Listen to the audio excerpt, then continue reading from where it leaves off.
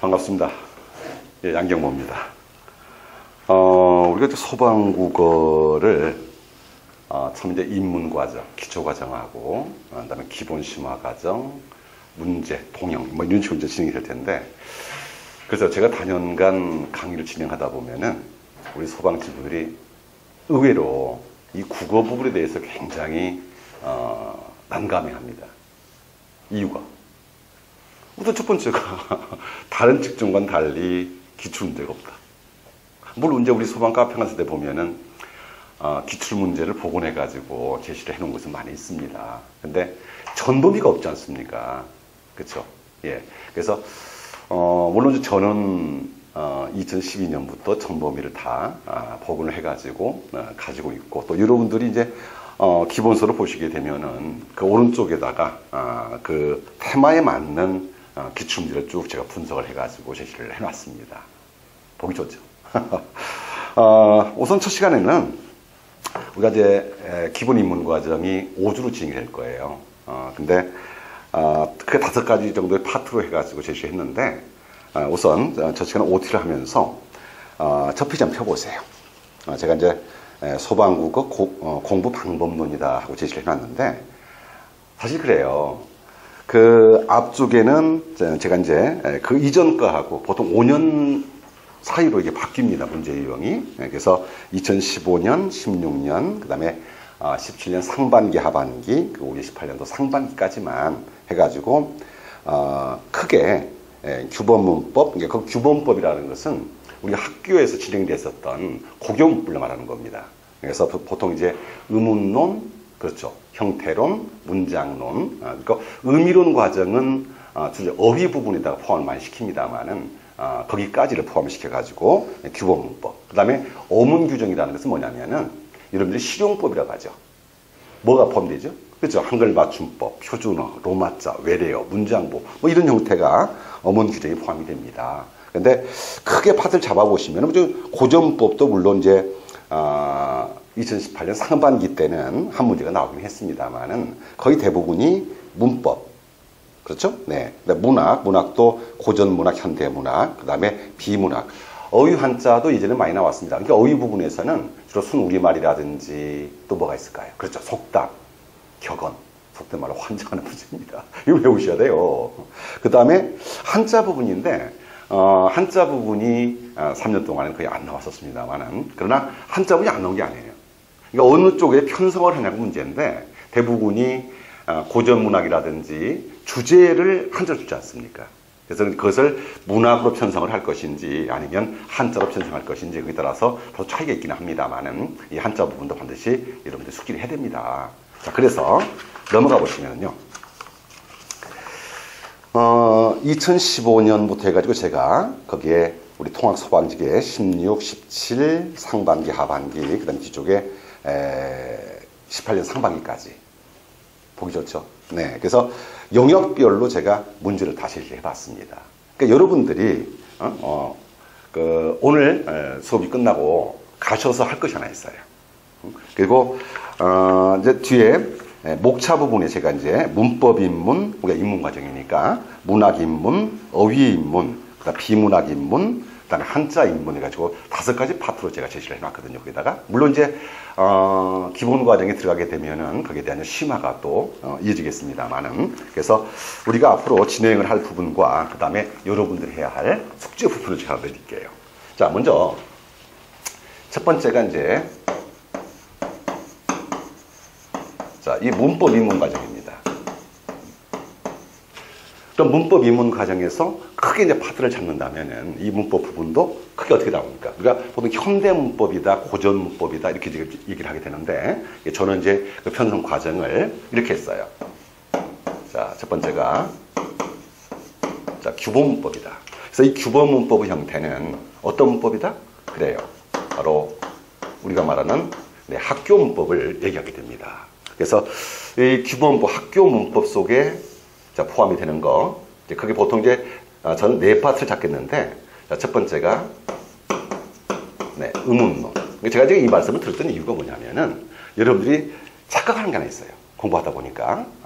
자, 의문론. 그 다음에 두 번째가 뭐죠? 자, 네, 형태론. 네, 세 번째가 네, 문장론. 그 다음에 자, 의미론이 있습니다. 이렇게 해요. 가장 먼저 해야 할 것이 뭐냐? 우리가 이제 국어가 쉽다. 또는 어떤 선생님 강의가 쉽다, 어렵다 이렇게 하잖아요. 가장 기초는 그거야. 내가 알아들으면 재밌고 쉬운 거고 못 알아들으면 그런 거 아닙니까?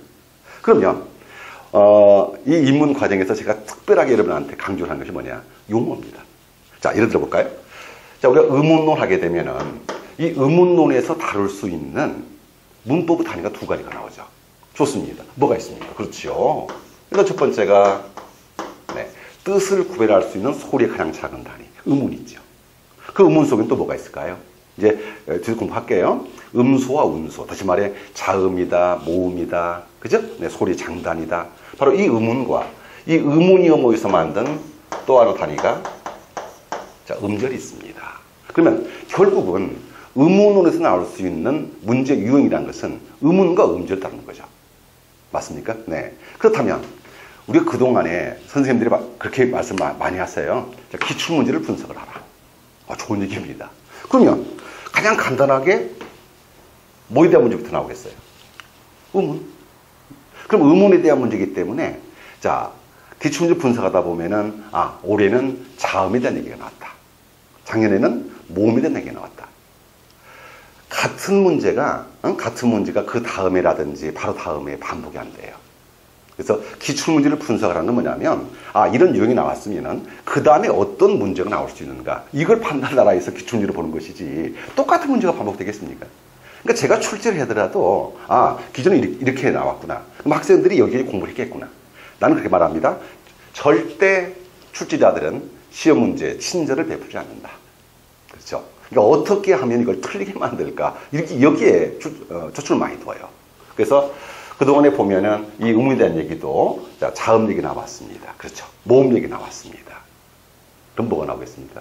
그럼 이제 남아있는 것이 장단 얘기거든요. 그럼 장단에 대한 이런 문제를 공부해야 되는 거죠. 그 다음에 이 음운이 모여서 만든 단위가 뭐겠습니까? 그게 두 번째가 음절입니다. 그럼 음절이라는 것은 발음 문제거든요. 표기가 아니라 발음이다. 그러면 이 음운과 음절을 연결시켜 나올 수 있는 문제가 뭐겠어? 그렇지. 음운의 개수를 세는 문제죠. 그리고 이 음운과 음절을 자, 심화해서 나올 수 있는 문제가 우리 계속 나오죠? 그러면 그 음운들이 변해가는 현상이 뭐겠습니까? 이게 음운 현상이죠. 그래서 음운 현상도 예전 같으면은 이 음운 현상과 연관시키는 또 하나의 문제가 그렇습니다. 네. 바로 표준 발음법이에요. 그러면 2017년을 기점으로 해가지고 그 이전의 문제하고 비교를 해보시면은 여기 있는 음운 현상이나 표준 발음법이, 특히 표준 발음법이 맞습니까? 틀립니까? 이렇게 나왔었어요. 근데 최근 문제는요? 아니죠. 오히려 기초로 갑니다. 그래서 이 음운 현상을 크게 우리가 넷을 나누죠. 어떻게 나옵니까? 네, 교체가 있죠. 또 첨가가 있죠. 좋습니다. 축약이 있죠. 다음에 탈락이 있습니다. 거기에 어느 것이 포함이 되느냐? 또는 발음을 맞게 줘놓고 이 발음 과정에 나타난 음운 현상이 아닌 게 뭐냐? 이해했습니까? 그래서 제가 지금 이렇게 써둔 이유가 뭐냐면은 그 뒤쪽에서도 공부 방법론에 현대문법이라서 제가 규범문법에서 음운론, 형태론, 문장은 의미라고 나눠놨어요. 있죠? 그러면 여러분들은 자, 2015년부터 제가 좀 분석을 해놨기 때문에 그래요. 거기다가 자, 우리가 음운론에서는 어떤 문제가 나왔었을까? 알 수 있겠습니까? 예. 그래서 그 목차를 쭉 보시면서 자, 예를 들어서 2018년 4월 7일 상반기에서는 자음 체계가 나왔구나. 음운 변동이 나왔구나. 표준 발음법이 나왔구나. 이게 있어요. 이제 그 부분을 네, 쭉 한번 정리를 해보세요. 큰 종이에다가. 그렇다 보면 그 보기가 나와요. 자, 그 다음에 이 용어인데 자, 이 형태론 부분입니다. 그러면 형태론하고 안 나오면 뭐라고 나오냐면은 자, 형태론 그렇죠. 네, 품사론 혹은 어휘론 이렇게 나와요. 그래서 예전 같으면은 주로 이런 부분들이 잘 안 나왔는데 우리가 지금 소방직에서도 쭉 분석을 해보시면은 이 문법 입문, 문법과 연관된 문제들이 최소한 나와도 6, 7문제가 나옵니다.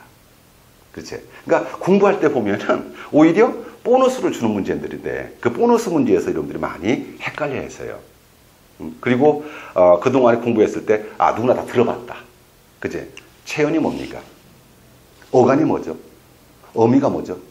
조사가 뭡니까? 늘 들어와서 썼던 얘기인데 그 부분에도 정말로 세부적으로 분석을 해봤는가? 그렇지. 그러니까 우리 거의 대부분 이제 소방국어를 준비한다 또는 공무원을 준비한다 했었을 때 이런 기초를 안 하고 대부분 뭡니까? 문학에 대한 거. 수능에 배웠으니까. 또 비문학에 대한 지문. 이것만 갖다 놓고 이게 전체적으로 알고 있습니다. 그리고 우리가 말하는 소방국어가 또 공무원 국어가 일반적인 수능에서 배웠던 내용과 합의는 아닙니다. 착각하면 안 돼요. 그래서 반드시 그 기출문제 부분을 분석해가지고 아까 말씀대로 꼭 해야 돼요. 그래서 기출문제 제가 쭉 분석해놨으니까 의문문에 대한 부분을 따로, 형태로운 부분이 따로, 뭐가 남았는가를 쭉 정리하세요. 그러다 보면은 보입니다, 이제. 우선 기본 유형이 이거구나. 그 다음에 이게 몇 년도 이렇게 남았구나. 그러다 보면은 그 부분이 차후에 어떤 문제가 나올 수 있겠다. 네, 이걸 알고 배우셔야지 무작위로 그냥 책 읽고 밑줄 치고 이거 중요한 겁니다. 별표 3개 해봐야 아무 소용이 없다는 거죠. 그러면 이 문법 단위에서 이제 음운과 음절이 음운론이라면은 이 형태론에서 나올 수 있는 문법의 단위도 두 가지가 됩니다. 뭐하고 뭐가 나있죠? 그렇죠. 참 답답한 문제죠. 바로 형태소입니다. 그래서 형태소에 대한 개념만 좀 좋은데 어때요? 우리 기출문제는? 그렇습니다. 형태소를 직접 분석을 하는 겁니다. 이제. 그래서 물론 이제 의존이면서도 실질, 그 용언의 어간을 물었었는데 다만 이 문제가 같은 형태소 나온다. 이렇게 안 나오죠. 어떻게 줍니까? 쭉 줘놓고 형태소가 가장 그럼 많은 게 뭐냐? 또는 형태소 개수가 몇 개입니까? 이런 식으로 직접 나와버려야죠. 그리고 이 형태소가 모여서 만든 또 하나 단위가 있죠. 자, 또 하나 단위는 우리가 이제 품사라고 합니다만은, 자, 그 품사는 바로 단어입니다. 그래서 이 형태소가 뜻을 지닌 가장 작은 말의 단위. 그래서 보통 우리가 최소 유의 단위라고 하는데 이 형태소가 모여서 만든 단어가 뭐겠습니까? 그때는 자립할 수 있는 말의 가장 작은 단위. 곧 품사를 말합니다. 근데 이 품사도 마찬가지예요. 우리가 품사할 때 영어하고 많이 헷갈리는데 지금 우리 현대국어의 품사가 몇 가지죠? 그렇습니다. 구품사입니다. 근데 어떨 때는요. 명사, 대명사, 수사하다가 어떨 때는 체언, 용언, 수식어 이렇게 말이 나오잖아요. 예, 바로 분류 기준하셔야 됩니다. 그리고 이 형태소가 모여서 단어를 만들기 때문에 여기서 나올 수 있는 문제는 뻔하죠. 자, 형태소 문제.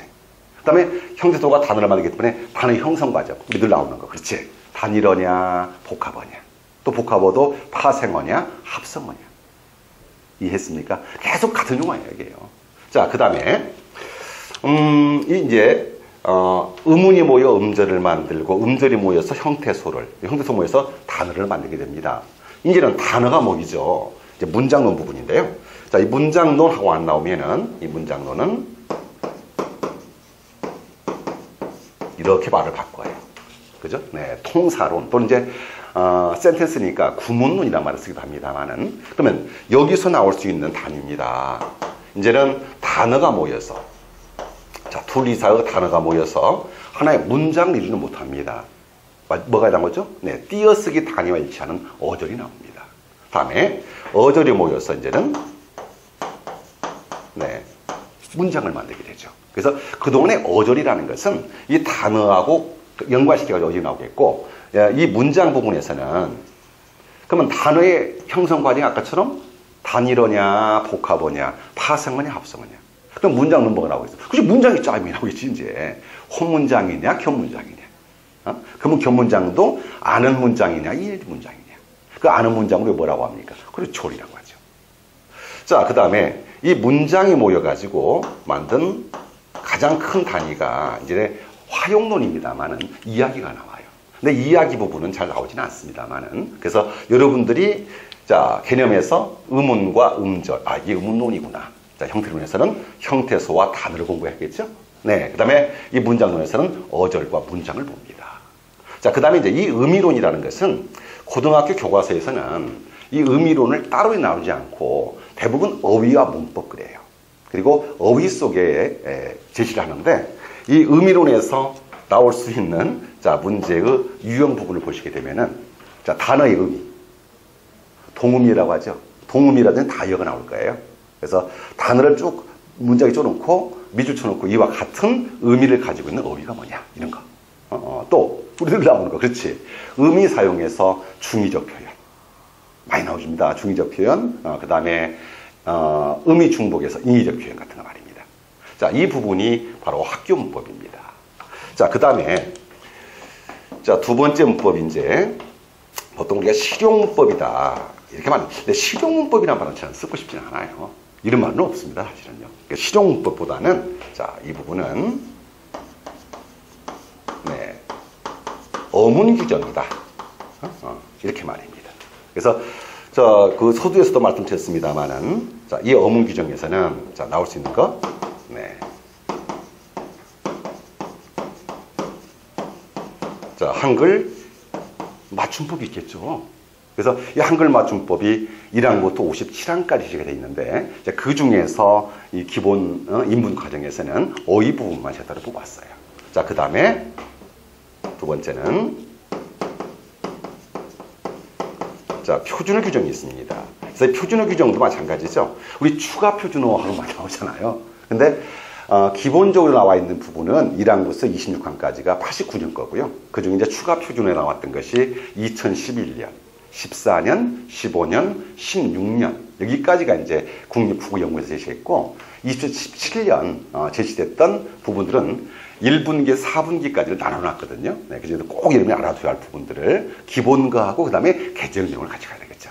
자, 여기에 자, 세 번째는 자, 로마자 표기가 있겠고요.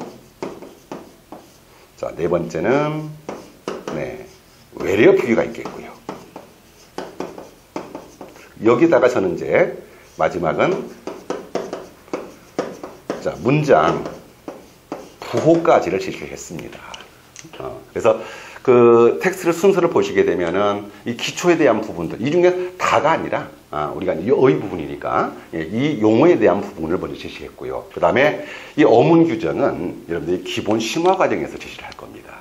그리고 그동안에 보시면 재밌는 게 이 한글 맞춤법하고 표준어 규정을 묶어 나오는 문제가 있겠고요. 그 다음에 이 로마자 표기는 시험 문제 나왔었는데 외래는 안 나왔어요. 지금까지. 또 이 문장 부호에 대한 얘기도 안 나왔었습니다.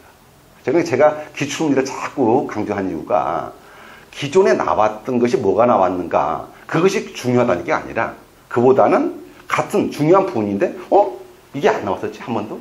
이게 있지 않습니까? 바로 이런 부분들을 체킹하라는 거예요.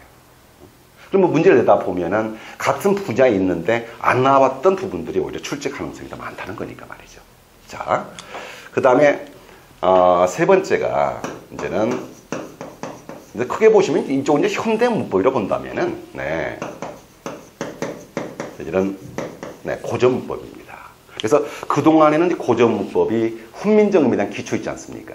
그래서 자음책에 대한 얘기, 모음책에 대한 얘기, 그다음 종성책에 대한 얘기. 물론 이번에는 자문의 운용 과정에서 비읍순경음의 연서법이 나왔었죠. 이런 시험 문제. 네. 그래서 이 고전 문법도 고전 문법에 대한 기초가 있겠고요. 그 다음에 이 고전 문법 관계된 어학적인 글이 있습니다.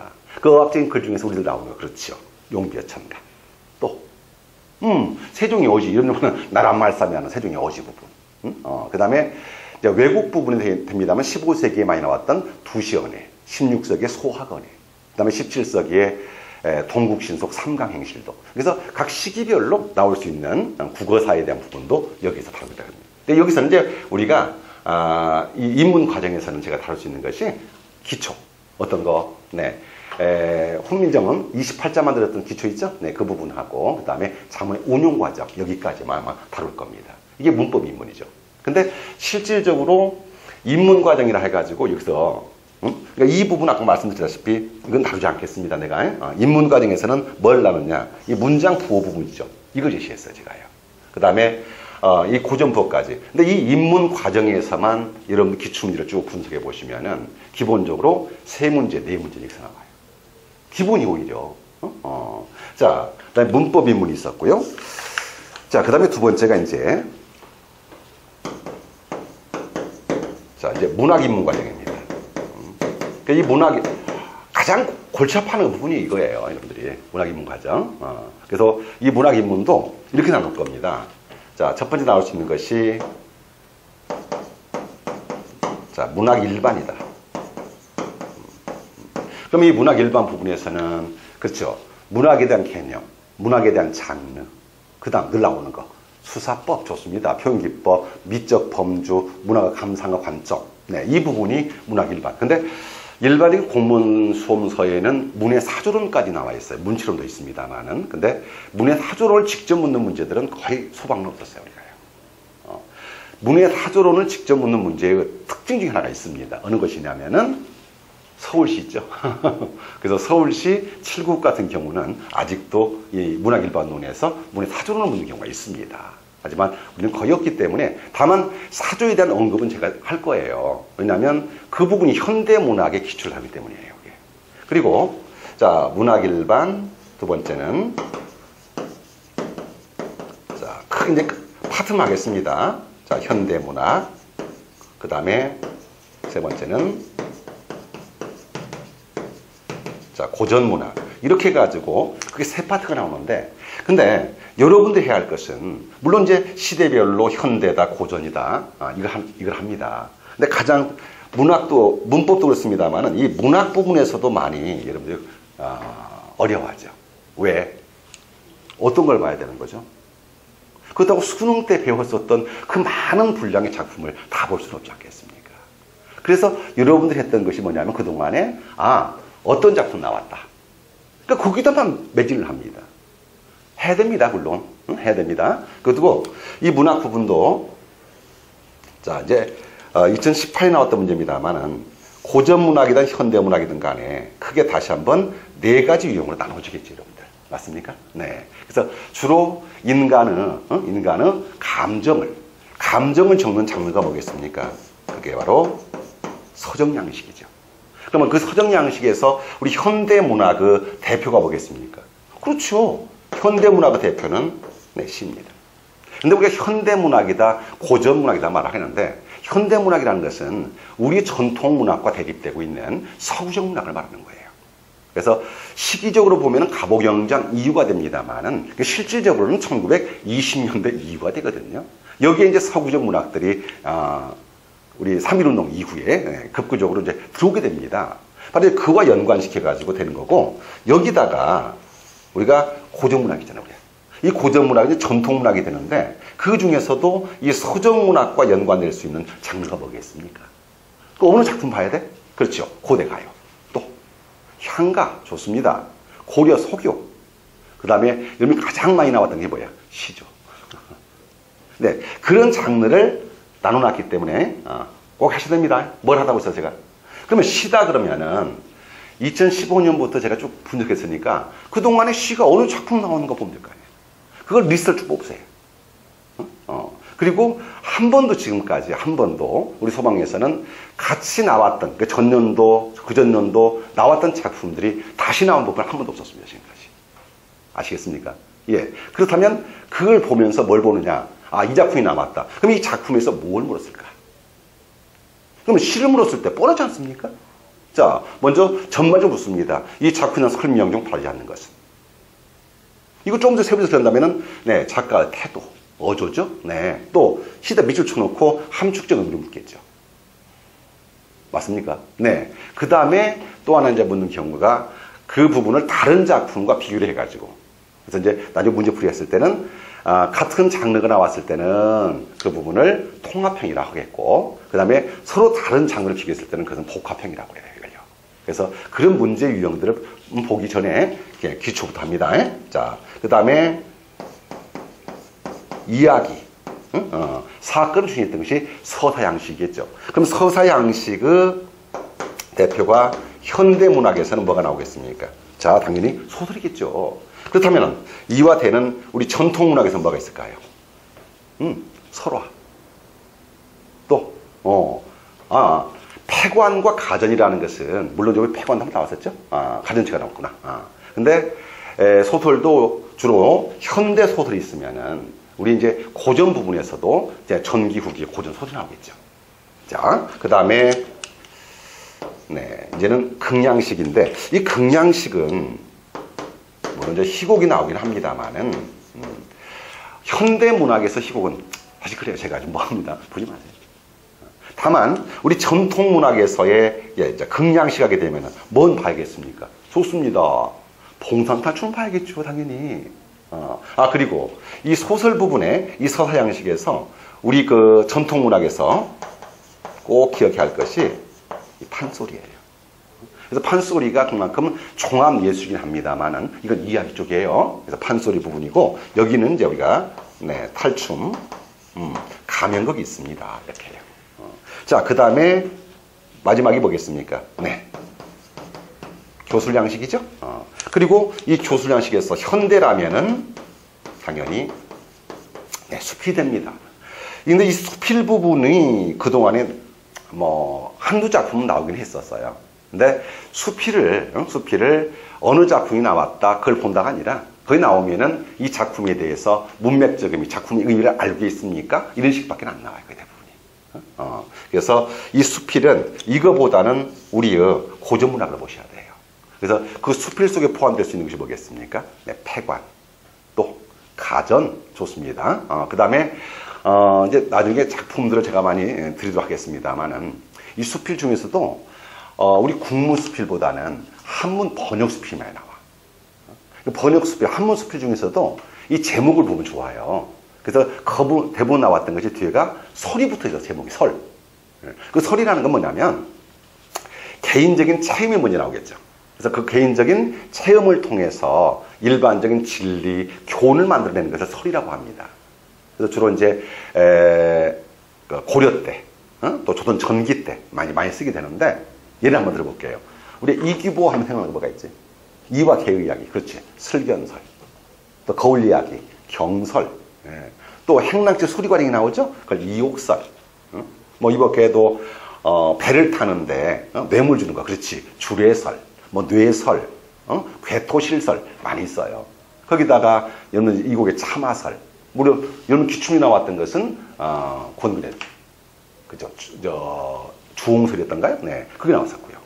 그래서 이런 작품들에 대한 것들은 나중에 할 테니까 여러분들은 그동안에 나왔던 장르별로 쭉 해가지고 기출 문제 나왔던 부분에 명칭만 쭉 열거해서 숙제 내야 돼요.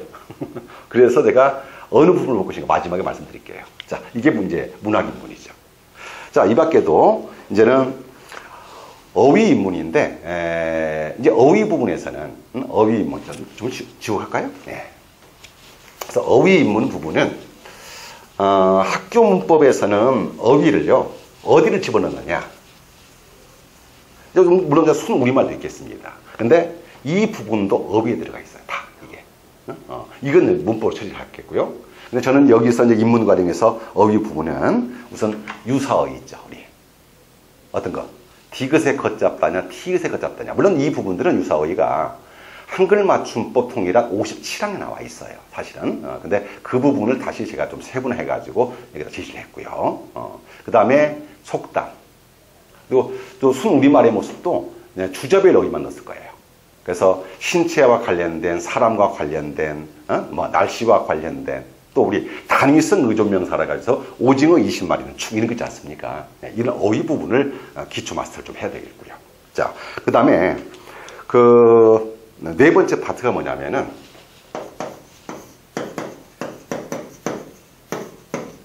비문학입니다. 그래서 아마 지문을 통해서 가장 많이 했던 것이 여러분들이 이 비문학일 거예요. 근데 이 비문학도 굳이 한다면 저는 표현과 이해로 나눌 겁니다. 표현도 왜냐면 음성에 대한 표현과 문자에 대한 표현이 있잖아요. 그래서 음성에 대한 표현이 있을 때 뭐가 있어요? 그렇죠. 말하기. 그러면 문자로 간다면 쓰기가 되겠고, 이해 과정이 문자라면은 듣기가 있겠고, 이게 이해라면은 문자라면은 이제는 읽기가 있겠지. 근데 이 부분을 따로 나누지 마세요. 저는 말하기 부분을 또 나눌 겁니다. 그래서 말하기에서 개인적인 말하기냐, 집단적인 말하기냐. 그럼 개인적인 말하기는 뭐가 있을까? 설명과 설득이 있겠지. 집단적인 말하기는 토의와 토론이 있겠지. 근데 여기다가 최근에 나오는 문제 중에 보면은 그 말하기. 그래서 이제 화법이라고 그래가지고요. 그다음 책에 나와요. 그래서 이제 뭐 양해경률, 지뢰경률 그런 게 있지 않습니까? 그지? 그런 부분도 제가 그걸 처리해 놨고요. 근데 그보다는 아무래도 이 문학 부분은 네, 독해를 중심으로 다룰 텐데, 개별적인 그 독해 부분에 대한 것은 아주 문제 다룹니다. 여기서는 기초 나올 수 있을 거예요. 기초. 그러면 이제, 그래서 가장 문제 나올 수 있을 거 제목 붙이기, 주제문 찾기, 단락의 순서 잡기, 개요, 그죠? 네, 고쳐 쓰기. 그 다음에 늘 나오는 문제가 서술 방식. 우리 유추 나오셨죠? 그렇게 해요. 그래서 이런 부분들에 대한 이 독해 부분인데, 이 입문 과정에서는 독해에 대한 기초하고, 그 다음에 문제 유형만 몇 가지 판단을 하도록 하겠습니다. 자, 그 다음에 이제 마지막이 여러분들이 참, 난 할래! 진짜 안 하고 싶어. 뭘 안 하고 싶어? 자, 보통 이제 우리 한자가 있고, 이 한문이 있거든요. 근데, 어떤 친구가 그렇게 물어봅니다. 이제 일부 공부했었나봐, 이 친구가. 근데 9급 그 모집 요강하고 7급 가져왔어요. 근데, 아니, 교수님, 똑같이 국어가 있는데요. 7급은 국어 해놓고, 괄호 넣고 한문 포함 이렇게 나오더라고요. 무슨 차이가 있습니까? 여러분들의 한자하고 한문 차이가 뭐예요? 말 그대로 한자는 단어고요, 글자고요. 그 다음에 한문은 문장이잖아요. 어떠셨습니까, 이게? 그래서 주로 9급에서는 한자가 나와요. 그러니까 단어니까 가장 기본적으로 도금 나오겠죠. 표기 나오겠죠. 한자 성어 나오겠죠. 예, 이 정도입니다. 근데 우리 이제 소방직 쪽에는 그동안에 도금 계열은 나오더라도 표기는 잘 안 나왔었거든요. 근데 표기 나올 겁니다. 꼭 공부하셔야 돼요. 그리고 이 한자 성어의 모습도 마찬가지예요. 그냥 네 글자로 된 것이 무조건 한자 성어다. 다 생각하면 안 됩니다. 한자 성어도 주제별 한자, 동유성어라고 그래요. 속담 관련 한자. 그렇지? 고사성어. 이 고사성어는 뭐냐면 지문을 줘요. 이렇게. 고사가 나와야 할 거냐. 이 고사가. 그러면 그 고사에 대한 내용을 한자로 주는데 재밌는 것이 하나 있어. 차라리 우리말로 한자를 써놓고 괄호고 도금이라도 주면 좋을 텐데 도금도 안 줘. 한자만 줘. 못 읽어. 알고 틀려버립니다. 이 문제가. 그래서 최근 문제들이 주제별로 나온다 하더라도 한자 성어 나온다 하더라도 꼭 여러분들이 한자 성어에 대한 도금과 더불어 좀 써보는 연습도 공부하셔야 돼요. 자, 그런데 재밌는 것은 한문입니다. 근데 이 한문도 이제 국문법이 있으면 한문법도 있을 거 아니겠습니까? 한문법 우리 소방 안 나와. 한문법이 나올 수 있는 7급이. 두 번째는 한 문장이 되겠지 이제. 지문을 줘요 그냥. 옛날 거. 그리고 거기다 해설이라든지 밑줄. 역시 소방 안 나와. 7급 나와. 그런데 이 한문 중에 하나가 더 있습니다. 이제는 글이니까 그렇지. 꼭 우리 소방에서 해야 될 것이 뭐가 있어요? 한시는 하셔야 됩니다. 그래서 이 한시 부분을 물론 아까처럼 고전 문학에 포함시킬 수도 있겠습니다만은 그러나 한시는 따로 제가 드릴 거예요. 딱 10작품은 끝납니다. 그리고 그동안에 나왔던 것은 이제 정지용의 우리 송인 나왔었죠, 주로? 근데 그것만 나온 게 아니지 않습니까? 자, 결론이 뭐냐면 자, 다시 한번 정리해 볼게요. 파트별로 제가 다섯 가지 줬기 때문에 먼저 해야 할 것은 입문 과정에서 뭐 하자? 이 파트별로 쭉 정리를 하세요. 큰 종이에다가. 그 다음에 2015년부터 제가 2018년 상반기까지 기출문제 분석해 놨었죠? 그럼 그 분야에 뭐가 나왔는가? 쭉 정리하세요. 또 작품도 마찬가지야. 시는 시대로, 또 고전에서도 뭐 향가다. 그럼 향가에서 뭐가 나왔었을까? 그러다 보면은, 우리가 수업 시간에 늘 다루고 선생님들이 중요하다 하는 작품들이 안 나왔던 작품이 있을 거 아니야. 같이 나왔던 작품이 딱 하나 있었어요. 제망매가 말입니다. 그게 아닐 경우에는 같은 작품이 나온다 하더라도 이번에는 예를 들어서 전체를 물었다. 이 작품에 대한 설명이 하지 않는 거. 그런데 그 다음 한 2년, 3년 이후에 나왔던 문제가 뭐가 나오느냐. 그 작품 중에 세 부를 물어. 이 중에 시상전개 방식을 준다든지 밑줄 쳐놓고 그와 같은 동일한 시어, 함축적 의미를 묻는다든지 이런 건 있습니다. 그러나 전반적으로 우리 소방은 한 문제당 거의 하나씩 이렇게 나오지 않습니까? 물론 한 문제당 두 개 이상 나온 문제도 있긴 합니다만은 거의 대부분 전반을 묻잖아요. 그래서 해놔야 돼요. 장르. 쭉 해놓고. 그 다음에 마지막 한 문제를 더 붙여드린다면은 이 부분은 제가 다루겠습니다만은 가장 이제 곤란한 것이 바로 이제 문학에 대한 작품을 볼 게 아니겠습니까? 이것은 비단 우리 소방뿐만 아니에요. 공무원 시험에 모든 것이 다 그렇습니다. 그래서 이 문학 작품 중에서 어느 거 읽을까요? 하고서 이제 질문을 합니다. 그러면 가장 먼저 선생님들이 대답을 이렇게 해드리시죠. 자, 첫 번째는 고교에 자 뭐부터 고등학교 교과서 있잖아요. 1학년부터 3학년까지. 자, 그 다음에 두 번째가 18종 문학교과서가 있습니다. 근데 18종 문학교과서만 하려면 수천 작품이 되는데요. 이거 어떻게 하실래요? 그보다는 이건 거의 이러면 무시를 하시고 이 고등학교 교과서에 나온 작품하고 그 다음에 제가 그동안에 쭉 분석을 해보시니까요. 출제를 의뢰를 할 게 아니겠습니까? 그럼 의뢰를 하다 보면은 고등학교 선생님들이 가끔 계세요. 그게. 그 사람들이 출제위원으로 포함이 되는 것이 뭐겠어요? 바로 EBS 문학교과서예요. 그래서 이 EBS 문학교과서에 그동안에 보니까 수록된 작품 중에서 골라가지고 한 작품씩 내더라고요. 근데 이것들을 여러분들이 다 리스트를 뽑을 수 없잖아요. 그래서 여러분들이 해야 할 것은 기출문제 부분만 뽑아놓으세요. 알겠습니까? 네. 그리고 나머지 부분들은 제가 이 작품을 보세요.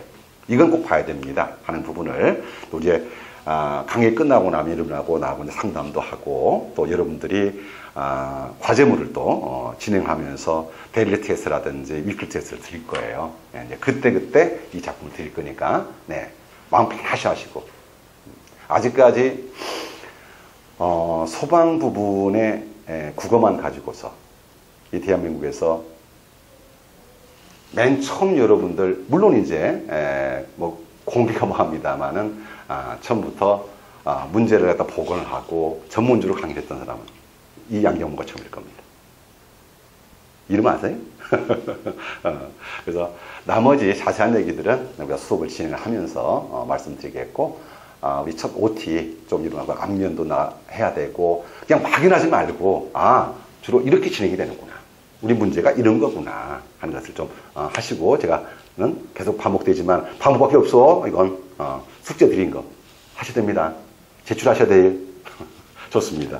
자, 첫 시간에 그 OT는 뭐 이 정도 좀 길어지면 또 잔소리 같으니까요. 이 정도 하고요. 그 다음에 이제 두 번째 시간부터 실제 우리 텍스트를 가지고 강의를 진행하면서 포인트를 주고 그 다음에 저는 항상 그럽니다. 기본 베이스를 깔아라. 그 다음에 그 부분에서 함정이 뭐다. 그 다음에 하나 더 간다면 그 다음은 어떻게 문제가 변경될 수 있을까.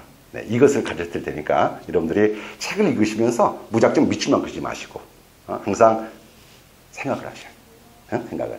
그리고 나중에 복습을 하실 때 높아심에 물론 제가 기출문제 또 연습문제를 옆에다가 수록했습니다만은 그거 하지 마시고 조금 욕심을 부린다면은 우리 선생님이 이렇게 가르쳐줬다. 이 문제가 좀 나왔다. 그럼 내가 출제자라면 나는 어떻게 낼까? 파트별로 해가지고 여러분들이 한 문제를 만들어봐. 물론 어렵겠죠. 그게 쉽겠습니까? 근데 그게 만들다 보면은요, 처음에는 짜증도 나고. 왜? 기존 문제들이 이렇게 나왔다는 것을 알아야 할 거 아니겠습니까? 그지? 근데 내다 보면은 여러분 의식이나 출제자 의식이나 선생님 의식이나 다 똑같아요. 다만 그 부분이 어떻게 숨기고 어떻게 난이도를 조정할 것인가 이 차이만 있는 것이지 의식은 같을 겁니다. 그래서 단순하게 학습자 입장에서 받아들이겠다? 이것만 하지 마시고 조금 더 의심 부린다면은 나라면 내가 출제를 하면 높여. 됐습니까? 국어 몇 점 맞으면 만족하실래요? 뭐 70점? 물론 이제 우리 하다 보면은 일반 소방, 그 다음에 또 학과 특채, 거기다가 구조국, 물론 약간의 차이가 있긴 하겠습니다만은 나는 그래요, 여러분들. 대부분 학생한테 물어보면 교수님 줘요. 응? 딱 70점만요. 딱 80점만요. 사람이 그렇습니다. 목표를 높게 잡으세요. 그리고 그런 친구도 있잖아요. 합격을 했는데 이번에 소방학교 못 들어갔네? 그러면 자르는 기준이 뭐겠습니까? 당연히 수험 성적이죠. 그리고 예전 같으면은 우리 일반 이 과목 점수하고 그 다음에 이름이 말하는 체력 점수하고 물론 체력 점수가 좀 높긴 했었어요. 그 당시에. 그래서 60대 30대 10이었으니까요. 그럼 지금 어떻게 돼 있어요? 75대 15대 10입니다. 그러니까 물론 체력 중요합니다. 그리고 여러분들이 학과를 끝나고 나면은 저도 체력을 어떻게 할 것인가도 제가 상담해 드릴 거예요, 아마. 그 전에 1차 이게 패스가 안 되면 그리고 소방학교에 입교를 한다 하더라도 자르는 순서가 어디 순서야? 당연히 실력 순서겠죠. 점수 순서예요. 그래서 70점, 80점이 목표가 아니고 그래요. 한 문제는 내가 못 맞출 수 있어요. 어떤 문제들? 느닷없이 순우리말 갖다 놓고 또 속담 갖다 놓고 아느냐고 물어버리면 참 답답할 때 나도요. 그럼 그런 틀리라고 낸 문제는 어떻게 돼? 잘 찍고 목표 몇 점? 95점. 자, 우리는 거기서 시작합니다. 합격을 위해서 공부하는 거지 교양 쌓으려고 안 합니다. 이 안경모는 실전입니다. 이해되시겠어요? 그래서 조금 더 긴장하셔야 됩니다. 강의 들을 때는. 다만 긴장을 하시되 여러분들이 그냥 막연히 끌려와 듣는 것이 아니고 정말로 합격한 거구나. 내년에 내가 제복을 입고 다시 교수님 찾아봤을 때 내가 어떤 모습, 어떤 마음으로 교수님 찾아볼 것인가. 이거 생각하세요. 합격. 합격. 좋습니다. 예. 자, 첫 강의 OT는 여기서 끝나고요. 두 번째 강의, 실제 언어와 국어부터 다음 시간부터 시작을 하도록 하겠습니다. 자, 다음 시간 보겠습니다.